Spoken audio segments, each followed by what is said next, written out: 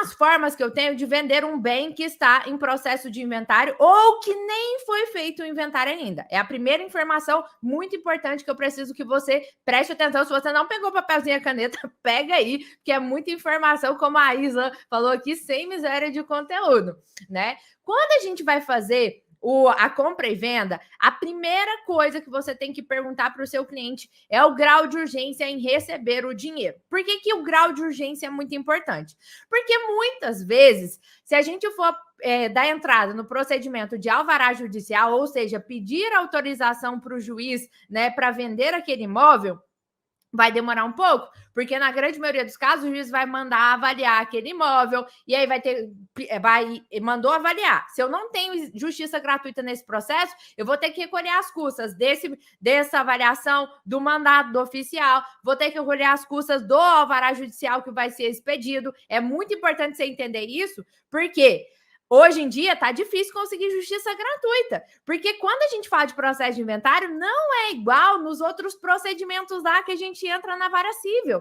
Geralmente, na vara civil, né, vara de família, vou fazer um divórcio, que o juiz olha? Ele olha a capacidade financeira da parte. Então, juntou lá. Às vezes, a parte nem tem, né, imposto de renda, nem tem declaração de imposto de renda para fazer, porque ela ficou abaixo daquilo ali. Isso já é uma comprovação de que a renda da pessoa é mais baixa, né, para conseguir isenção. Sim, na maioria das ações isso funciona. Mas aqui no inventário, o juiz hoje em dia está indeferindo, falando que o espólio, ou seja, o patrimônio que está sendo partilhado ali para esses herdeiros, consegue suportar as custas do inventário. Então, hoje, muitas pessoas, às vezes o próprio herdeiro não tem condição, mas o espólio ali, a herança, eu tenho um caso, gente, de um imóvel de 400 mil reais, que metade é minha ação, ou seja, só 200 mil está lá no inventário, tem 3 herdeiros para pegar essa parte de 200 mil, e o juiz indeferiu o pedido de justiça gratuita. Então, ficar atento aí para você já orientar seu cliente, porque na hora de pedir autorização para venda, eu vou ter que recolher a custa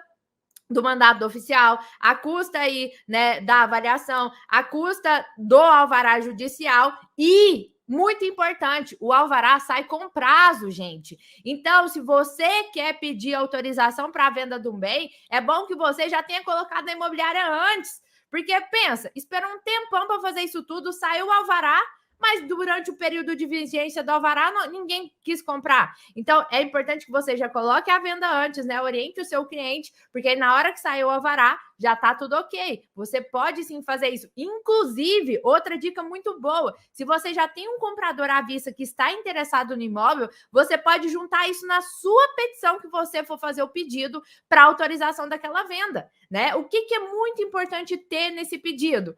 É importante ter, né, essa parte. Se já tiver algum comprador à vista aí, quanto que ele quer pagar, já pode colocar na petição. Juntar todas as certidões negativas, porque na hora que o juiz vai autorizar ou não autorizar a venda, o que ele vai analisar? O falecido tinha dívidas? Porque se o falecido tinha dívida, a dívida tem prioridade ali naquele patrimônio. Então, muitas vezes, a dívida vai comer aquele patrimônio, não tem como eu vender, porque o credor vai pegar aquele imóvel para ele. Então, junte logo, né, as certidões negativas estadual, municipal, federal, na hora de pedir para o juiz, para falar já para o seu juiz assim, ó, cara, não tem dívida aqui em nome do falecido. Você pode juntar, né, a dos distribuidores cíveis aí, né, penais, para ver se não tem nada também para aumentar a probabilidade do juiz autorizar essa venda. Então, na hora de orientar o seu cliente, você vai olhar qual é o grau de urgência. Porque se ele tiver muita urgência, talvez não compensa você pedir essa autorização judicial que vai demorar um pouquinho, né? Não é do dia para a noite. Às vezes sua vara, aí ela é muito rápida, é bom você analisar também, né? Porque a gente sabe que tem vara que é só Jesus na causa. Eu já consegui fazer um alvará aí, sair em um mês, mas eu já tenho vara que tem 6 meses que o trem tá lá para sair o alvará, até hoje não saiu o alvará.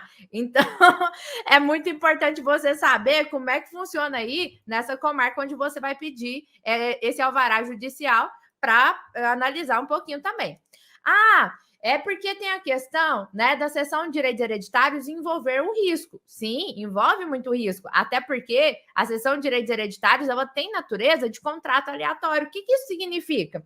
Que eu acabei de falar aqui para você, se o seu João, que era o falecido, tinha uma dívida, e às vezes o herdeiro, né, vamos pegar aqui, eu tenho 2 herdeiros aqui e esse herdeiro cedeu um imóvel para uma terceira pessoa. O Roberto aqui cedeu lá para a Amanda o imóvel dele. Só que o pai, que era aqui, ó, o seu João, que estava aqui em cima, que faleceu, ele deixou dívidas. Então, se ele deixou dívidas, esse imóvel nem chegou aqui para esse herdeiro. Mas como é que faz agora? Se a dívida comeu esse patrimônio e esse herdeiro aqui já cedeu para um terceiro, como é que esse terceiro fica? Ele não tem direito ao imóvel? É exatamente aqui que está o risco. É aqui que está a natureza de contrato aleatório. Porque esse terceiro, ele não tem como entrar na justiça e falar assim, não, mas eu comprei antes do credor pegar o imóvel para ele. Não existe isso. O que ele vai ter direito é essa pessoa que comprou aqui uma ação de regresso contra o herdeiro para o herdeiro pagar o dinheiro que foi pago. Mas até lá, ele já gastou dinheiro com advogado de novo, fora a dor de cabeça, né? De ter que ir atrás. Pensa se esse herdeiro aqui agiu de má fé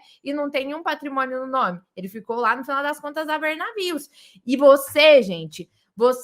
eu sei que tem pessoas aqui que são advogados, eu tenho pessoas aqui que são partes, né, clientes finais. Se você for cliente final, fica atento, porque existe sim um risco. Mas você que é advogado, você tem que falar sobre isso aqui, esse exemplo que eu acabei de te dar, você pode contar essa historinha num vídeo, você pode contar num post aí do seu Instagram para atrair esse cliente, porque é muito importante a presença de um profissional especialista para analisar esse risco. Ir lá atrás das certidões para ver se ele tinha dívida, se não tinha, né? Analisar se não tinha débito de IPTU em nome do falecido e até do próprio herdeiro, fazer essa análise de risco, que é o que eu falei para você, você pode ganhar o dinheiro em cima disso.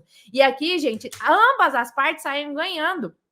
Eu sempre gosto de falar isso aqui, porque a venda ela é uma relação de ganha-ganha. Você não precisa ter vergonha de ganhar dinheiro, né? O cliente chegou aí e você falar do serviço que você presta. Não, gente, vergonha a gente tem que ter de enganar os outros. Aqui você vai estar ajudando essa pessoa que às vezes podia ter sido passada para trás, entende? A pessoa vai ter um profissional ali analisando o risco para fazer tudo certinho e você vai estar recebendo a contraprestação pecuniária pelo serviço que você está prestando. E um ponto muito importante que as pessoas esquecem também, gente, é que o conhecimento, ele custa dinheiro.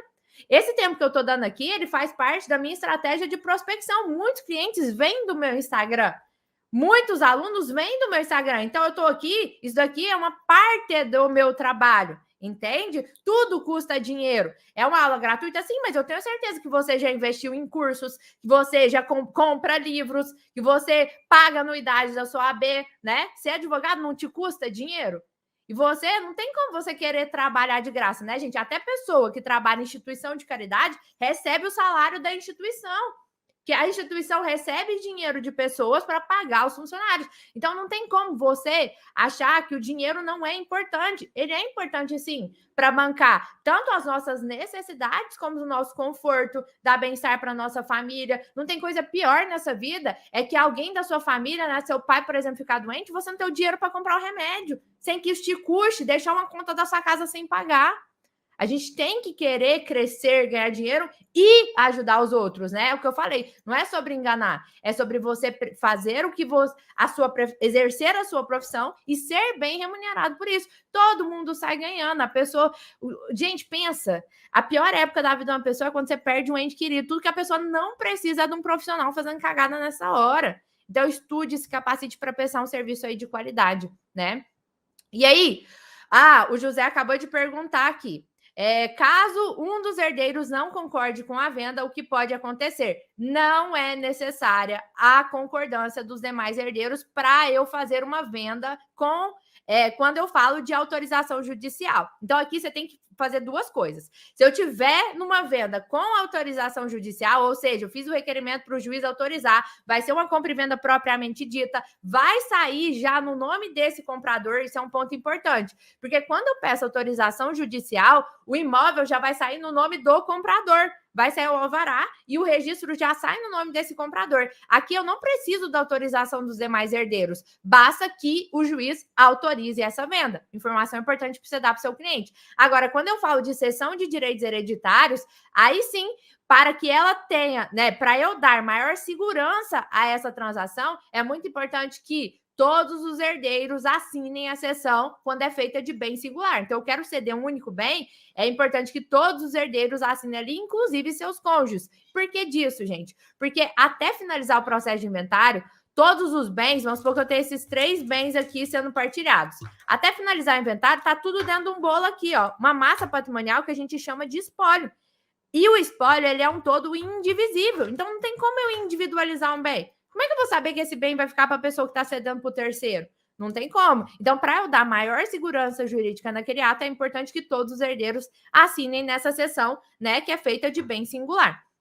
Tá? Mas ela pode ser ineficaz contra terceiros, mesmo com todos assinando. Por exemplo, se tiver um credor, tem que fazer análise de risco, é muito importante. Então, na hora que o seu cliente te perguntar, não é que existe um que é melhor que o outro, né? A gente tem a tendência de achar que um é melhor que o outro, mas não é. Tudo vai depender de quem você tiver, né, representando, porque na seção de direitos hereditários, muitas vezes o herdeiro ele não tá nem aí. Ele vai assim, não, mas eu quero fazer a sessão logo, que eu preciso vender esse bem aqui mais rápido, e aí eu preciso levantar essa grana. E ele não tá nem aí para autorização judicial. Tá errado o que ele tá fazendo? Não, gente, não tá errado. Agora, quem tem que se preocupar é a pessoa que tá comprando, porque o risco, tá, é dessa pessoa que tá pagando, que tá comprando, né? E aí, é aqui que eu preciso que você entenda. Quem que você tá representando? Você tá representando o herdeiro ou você tá representando a pessoa que tá comprando? Né? Para fazer essa análise de risco. Segunda coisa, se a pessoa tem muita urgência, se ela tem muita urgência, é um indício de você indicar aí a sessão de direitos hereditários depois, né, de fazer a análise se realmente dá para fazer a sessão de direitos hereditários. E mesmo se você representando o herdeiro, se você for fazer essa análise, buscar todas as certidões, isso dá uma trabalheira, né, gente? Vocês sabem que você perde um dia só pesquisando essas certidões aí. Né? É importante você cobrar por esse serviço, a menos que a pessoa só queira uma indicação genérica e você explica como é que funciona cada um dos procedimentos.